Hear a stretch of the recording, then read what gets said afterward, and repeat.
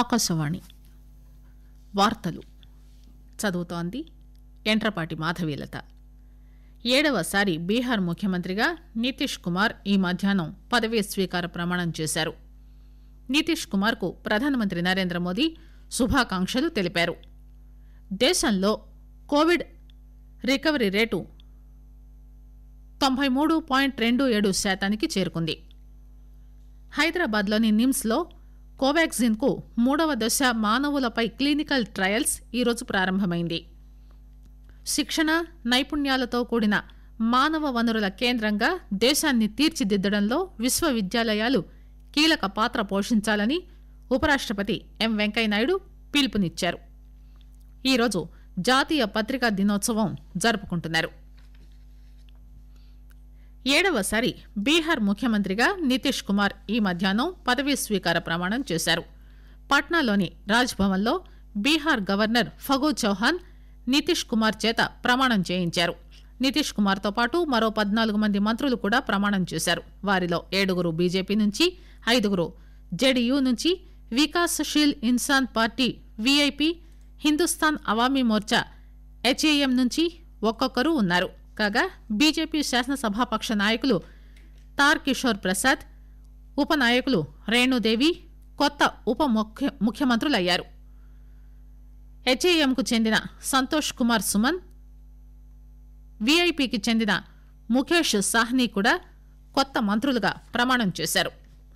బీహార్ ముఖ్యమంత్రిగా పదవీ స్వీకార ప్రమాణం చేసిన నితీష్ కుమార్ కు ప్రధానమంత్రి నరేంద్ర మోదీ శుభాకాంక్షలు తెలిపారు. అలాగే బీహార్ ప్రభుత్వంలో మంత్రులుగా ప్రమాణం చేసిన అందరికీ కూడా ప్రధానమంత్రి ఒక ట్వీట్ లో శుభాకాంక్షలు తెలియజేశారు. దేశంలో కోవిడ్ రికవరీ రేటు 93.27% చేరుకుంది. గడిచిన 24 గంటల్లో 43,000 మంది కోలుకున్నారు. దీంతో మొత్తం రికవరీల సంఖ్య 82,49,000కు పైగా చేరుకుంది. మొత్తం పాజిటివ్ కేసుల్లో వాస్తవ కేసులోడు కేవలం 5.26% మాత్రమే ఉంది. ప్రస్తుతం దేశంలో 4,65,000 యాక్టివ్ కేసులున్నాయి. గడిచిన 24 గంటల్లో 30,548 కొత్త కేసులు నమోదయ్యాయి. దీంతో మొత్తం కేసుల సంఖ్య 88,45,000కు పైగా ఉంది. గడిచిన 24 గంటల్లో కరోనా మహమ్మారి కారణంగా 435 మంది ప్రాణాలు కోల్పోగా దేశవ్యాప్తంగా కోవిడ్ మరణాల సంఖ్య 1,30,070కి చేరుకుంది. తెలంగాణలో గడిచిన 24 గంటల్లో 502 మందికి కరోనా వైరస్ పాజిటివ్ గా నిర్ధారణ అయింది. దీంతో ఇంతవరకు రాష్టంలో నమోదైన మొత్తం కోవిడ్ కేసుల సంఖ్య 2,57,876కు పెరిగింది. రాష్టంలో కోవిడ్ రికవరీల రేటు స్వల్పంగా మెరుగుపడి 93.87%గా నమోదైంది. ఇదిలా ఉండగా నిన్న మరో 3 మరణించడంతో రాష్టంలో కోవిడ్ సంబంధిత మృతుల సంఖ్య 1,407గా నమోదైందని రాష్ట వైద్య ఆరోగ్య శాఖ తెలియజేసింది. ఆంధ్రప్రదేశ్లో ఇప్పటివరకు 91,54,263 కరోనా వైరస్ నిర్ధారణ పరీక్షలు నిర్వహించారని రాష్ట కోవిడ్ నియంత్రణ విభాగం విడుదల చేసిన హెల్త్ బులెటిన్లో పేర్కొంది. రాష్టంలో గత 24 గంటల్లో 53,215 నమూనాలను పరీక్షించగా 1,056 మందికి కోవిడ్ పాజిటివ్ గా నిర్ధారణ అయిందని తెలిపింది. ఇప్పటి వరకు మొత్తం కోలుకున్న వారి సంఖ్య 8,28,484కు చేరిందని వివరించింది. హైదరాబాద్ లోని నిమ్స్ లో కోవాక్సిన్ కు 3వ దశ మానవులపై క్లినికల్ ట్రయల్స్ ఈరోజు ప్రారంభమైంది. ఈ 3వ దశ ట్రయల్స్ లో 600 మంది వాలంటీర్లకు వ్యాక్సిన్ ఇస్తారని, వారిని నిశితంగా పరిశీలిస్తూ ఉంటారని నిమ్స్ వైద్య బృందం తెలిపింది. 1వ దశ, 2వ దశ ట్రయల్స్ లో వాలంటీర్లకు ఎటువంటి అనారోగ్య సమస్యలు తలెత్తకుండా ఆ 2 దశలు విజయవంతంగా పూర్తయ్యాయని చెప్పవచ్చు. 2021 ఫిబ్రవరి కల్లా వ్యాక్సిన్ ను తీసుకురావాలని యోచిస్తున్నట్టు భారత వైద్య పరిశోధన మండలి తెలిపింది. భారత్ బయోటెక్, ఐసీఎంఆర్లు సంయుక్తంగా ఈ వ్యాక్సిన్ ను అభివృద్ది చేశాయి. కాగా కోవాక్సిన్ 3వ దశ ట్రయల్స్ కు ఢిల్లీ, ముంబై, పట్నా, ఒడిశా, లక్నోతో సహా 19 ప్రాంతాల్లో ప్రయోగిస్తారు. ఆకాశవాణి వార్తలు వింటున్నారు. అన్లాక్ అంటే అజాగ్రత్త కాదు, ఆత్మనిర్భర్ భారత్ దిశగా ముందుకు సాగడం. అన్లాక్లో అన్ని జాగ్రత్తలు పాటించండి.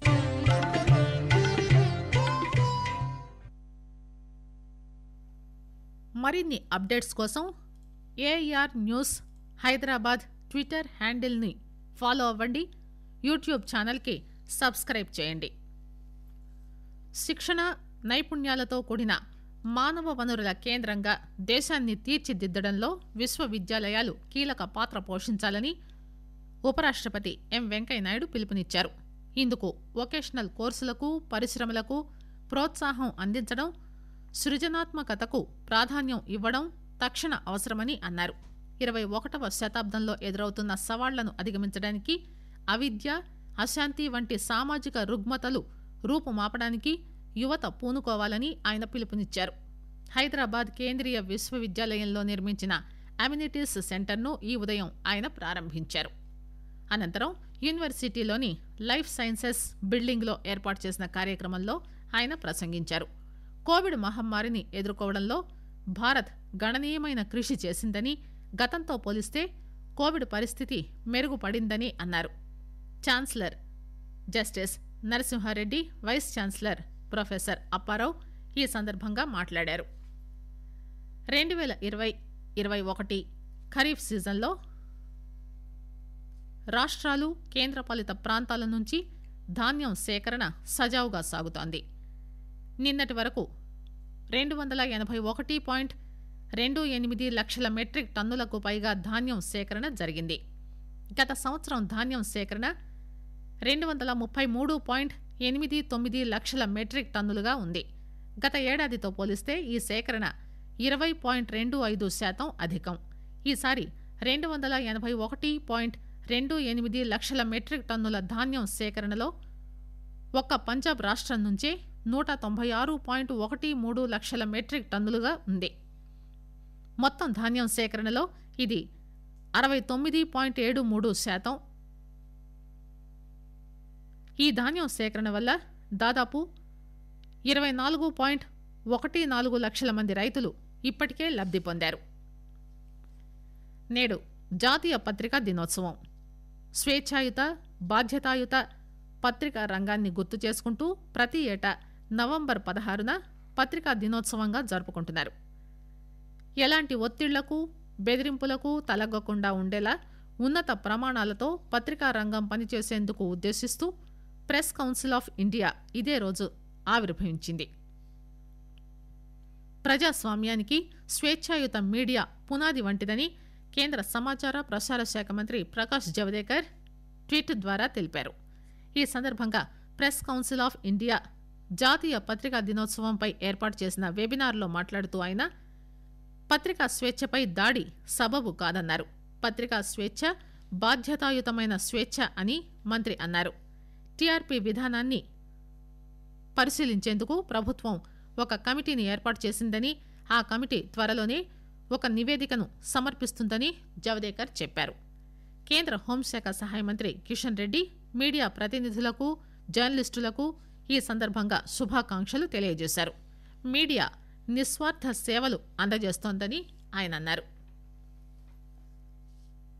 సునీశ్వర్జీ మహారాజ్ 151వ జయంతి సందర్భంగా రాజస్థాన్లోని పాలీ జిల్లాలో ఏర్పాటు చేసిన శాంతి విగ్రహాన్ని ప్రధానమంత్రి నరేంద్ర మోదీ ఈరోజు వీడియో కాన్ఫరెన్స్ ద్వారా ఆవిష్కరించారు. వార్తలు ముగించే ముందు విశేషాలు మరోసారి.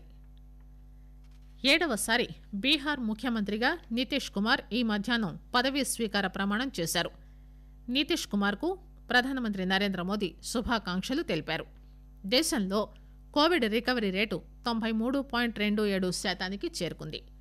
హైదరాబాద్లోని నిమ్స్లో కోవాక్సిన్ కు 3వ దశ మానవులపై క్లినికల్ ట్రయల్స్ ఈరోజు ప్రారంభమైంది. ఈరోజు జాతీయ పత్రికా దినోత్సవాన్ని జరుపుకుంటున్నారు. ఆకాశవాణి వార్తలు ఇంతటితో సమాప్తం.